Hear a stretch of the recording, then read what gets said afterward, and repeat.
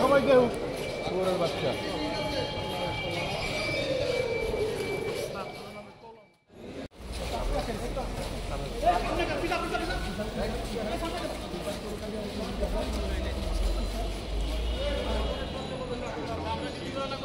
একটু সাইড দেন, আপনি ফেসবুকে দেখেন।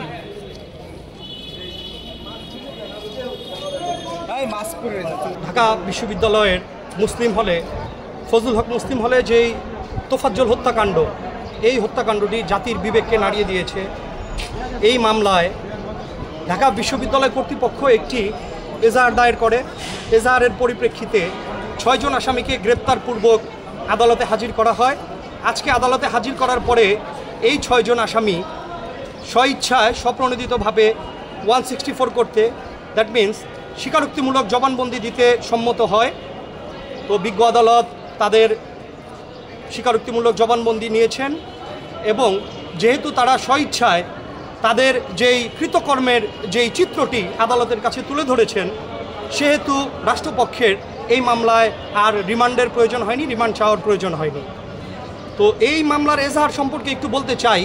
বিশ্ববিদ্যালয় কর্তৃপক্ষ যখন এজাহারটি করেছে, বিশ্ববিদ্যালয় কর্তৃপক্ষ বলেছে যে একজন ভবঘুরে মানুষ তোফাজ্জল, সে 18 তারিখ সন্ধ্যা 7:45 ঢাকা বিশ্ববিদ্যালয়ে প্রবেশ করে এবং তাকে কিছু উত্তেজিত ছাত্র ধরে তাকে মারপিট করে এবং রাত্রেবেলা 4 ঘন্টা তাকে অত্যাচার করার পরে তাকে হসপিটালে পাঠানো হয়। 19 তারিখ বেলা 12:45 উক্ত তোফাজ্জল মৃত্যুবরণ করে।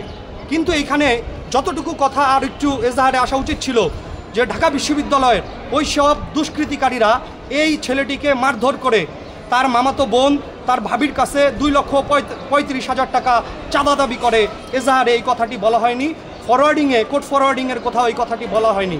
তো এইখানে আমরা মনে করি যে এজাহারের কিছু দুর্বলতা রয়েছে।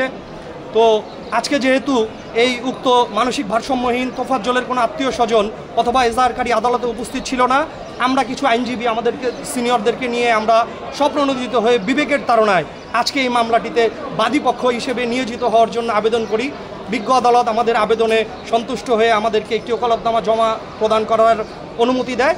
আমরা সেই পরিপ্রেক্ষিতে বাদীপক্ষে মামলাটি শুনানি করি।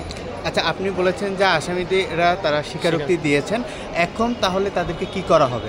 আচ্ছা, এই স্বীকারোক্তিটা হচ্ছে আসামি যখন দোষ স্বীকার করে কোনো জবানবন্দি দেয় তাহলে তাকে আর রিমান্ডে পাঠানোর প্রয়োজন হয় না, বিজ্ঞ আদালত তাকে জেল হাজতে প্রেরণ করে দেবেন।